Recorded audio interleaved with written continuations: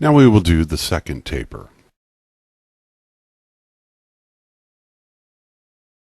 Select the F4 icon,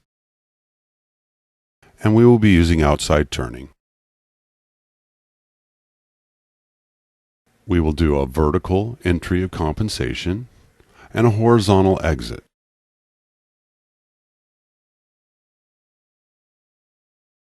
Again, the turning area we will be working in is the Z plus quadrant. Define the cut.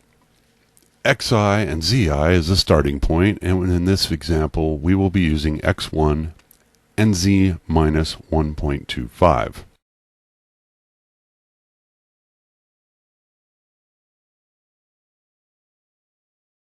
The diameter we are going to turn down to will be 0.48.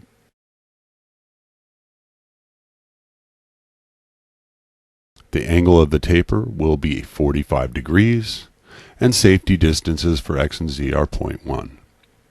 On the machining conditions, we're going to use CSS, with a maximum spindle speed of 1500, and a clockwise rotation. Define the roughing pass. F for this example will be 5 thousandths per revolution and a surface speed of 300. Again using tool 1 and offset 1. And our delta turning step in will be 75 thousandths per pass. Define the finishing pass.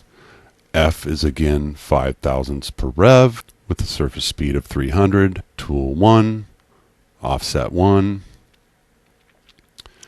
And we can choose a single stock for the finish or two different ones, and we will just define one, and the amount of finishing stock to be left will be 5 thousandths. We can select either Z or X axis, and we're going to machine along the Z axis. Simulate the program and save your cycle to your part program.